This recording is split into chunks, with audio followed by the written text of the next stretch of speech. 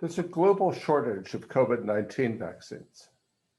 The authors of this paper, together with others, have published articles arguing that even factoring in the risk of failure, there's a huge benefit-cost ratio of investing more in vaccine production.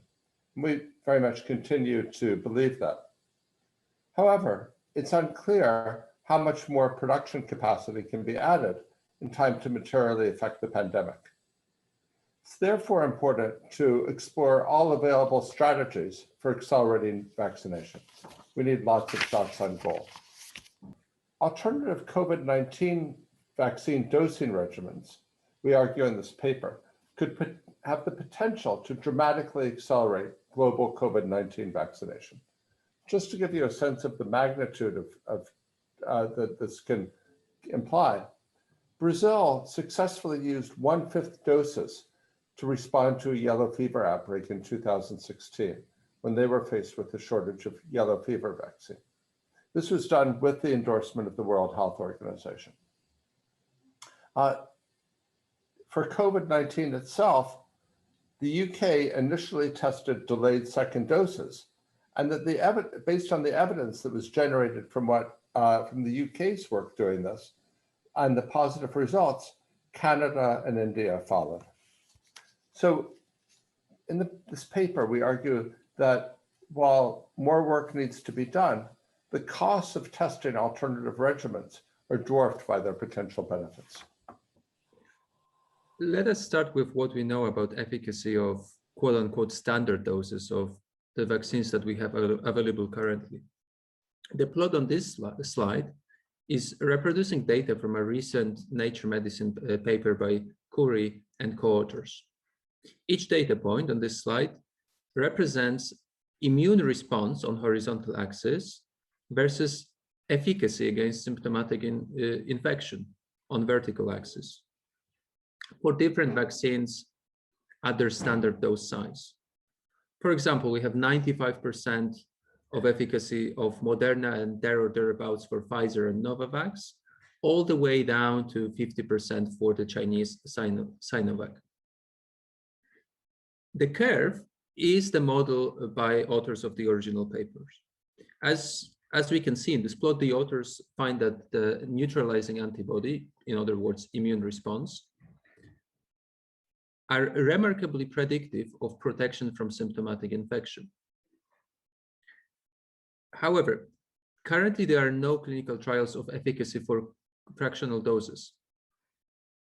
We know immune response from early clinical trials where smaller doses were tested on small numbers of people. So we can plot this information. This is the updated plot. We take immune responses produced by alternative dose sizes, once again, horizontal axis, and then hypothesize their efficacy by following the model from that recent publication. These are the points which are colored in, diamonds for the elderly and circles for younger adults. We can see that immune response from fractional dosing, or in other words, lower doses, are often stronger than immune response produced by standard doses of other vaccines.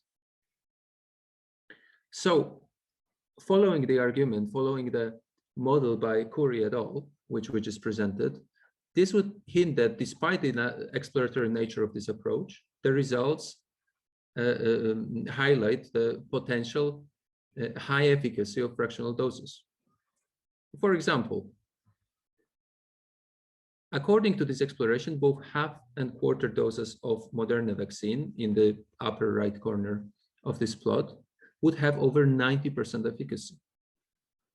For some vaccines, we do see decreases from using lower doses. For example, for Pfizer vaccine, this hypothesized efficacy would drop to roughly 70 to 85%, depending on dose and age group.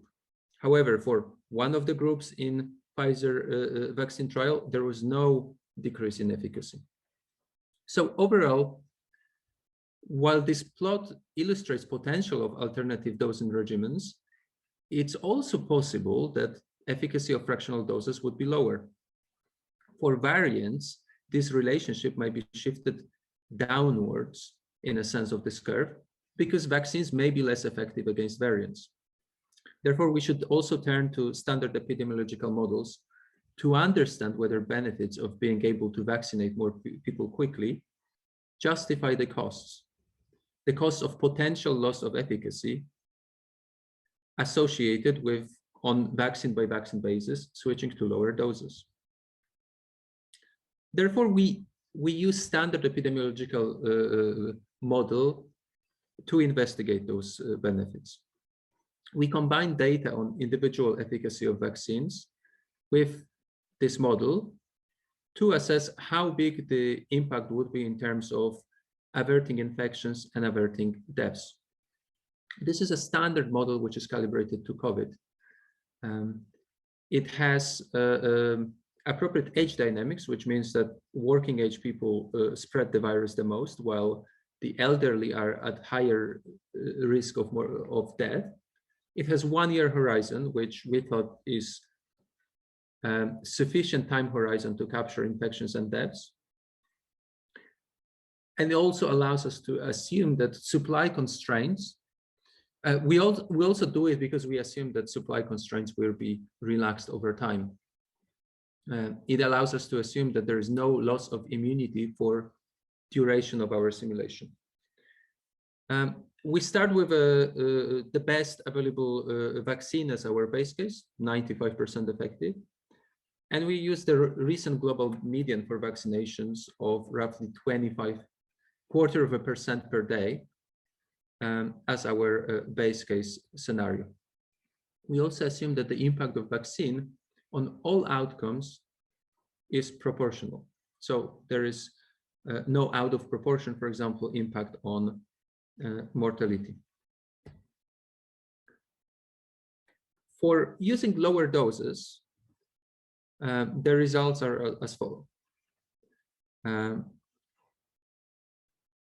We find that first, assuming that vaccination rate is a reciprocal of dose. So if a full dose is 0.25% vaccinated per day, then half dose would be 0.5%, etc.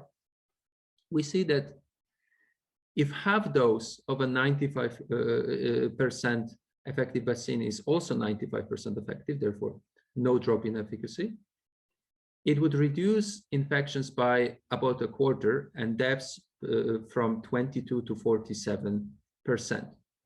This could correspond to Moderna, but we have to remember from the plot that we showed earlier that this might not be optimal, and even lower dose might lead to higher gains. Another example would be moving to 1/3 of a dose, which is 80% effective, where we find that this would avert 34 to 55% of infections and from 1/4 to half of mortality. These numbers would correspond, according to our exploration, to Pfizer. The ranges correspond to number of assumptions that we vary throughout the models. Although I would have to add that given our exploration so far, this model is robust to parameters such as the sizes of epidemic or how fast the baseline vaccination speed is. We could also talk about having doses of AstraZeneca. We don't have it here on the slide, but we also find that this would have potentially large effects. We do not claim that these particular benefits will be obtained for any particular vaccine, but rather we are looking at the more generic model of ranges of possible efficacy, which we could afford for a particular fractional doses. We find that moving to half doses, i.e. doubling speed, is justified even if efficacy drops from 95% to 70%. Moving to 1/4 doses is justified even if those 1/4 doses would be as low as 50% effective. Lastly, for simplicity, we are looking at doing this in all age groups. Of course, in real world, the decision makers might decide to implement lower doses for only some of the age groups. For example, adults who typically will have higher efficacy and also lower risk of mortality. We also look at other dose stretching strategies. The two of them would be delaying second doses, or so-called first doses first. They can also have large impact. We don't focus on them so much here because fortunately we are seeing some of these things already implemented at least in some countries, as Michael mentioned. So here, if first dose efficacy is 80% and the second efficacy following two doses is 95%, as suggested by UK data for the Pfizer vaccine, delaying the second dose from 4 to 12 weeks would reduce as much as 29% of deaths and 39% of infections. Especially this happens in epidemics which are growing fast. Once again, we look at ranges rather than making claims focused on any specific vaccine. And we find that FDF, first doses first, would reduce infections and mortality, even if the first dose was 50% efficacious, compared to 95% after two doses, unless countries were able to vaccinate very, very fast, in excess of 1% per day. However, the caveat here is that the ongoing monitoring is going to be very important, because we know from some countries that first doses of some vaccines are not really effective against some variants, as for example seen in recently in Chile and Chinese vaccines. The second lesson here is the second dose stretching policy would be using less effective vaccines which are available right now, rather than waiting for the more effective ones to arrive. So another numerical example here would be, if there is a 70% effective vaccine, which we could start using right now, or a 95% effective vaccine with a 2-month delay, we could reduce infections by 11 to 22%, deaths by 20 to 37%, our model suggests, simply by starting the vaccination campaigns right now. As Witold has discussed, the potential benefits of learning more about the effectiveness of alternative doses is huge. How could we learn about this? Well, there are two types of tests that could be done. First, further immunogenicity studies could be done for a range of vaccine and dose combinations. And those could deliver outcomes in weeks and could be conducted with just a few hundred healthy volunteers. To minimize the risk, the trials could be conducted in places with little or even no disease transmission and with good healthcare systems. In fact, one such trial is underway. So in Belgium, there's a trial taking place of half doses of Moderna.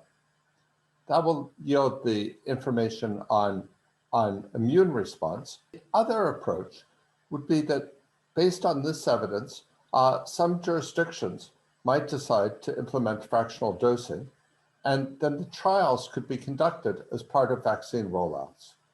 Some jurisdictions might decide to implement fractional dosing based on existing evidence, and potentially as part of vaccine rollouts, trials could be conducted, or observational data could be used from these vaccine rollouts.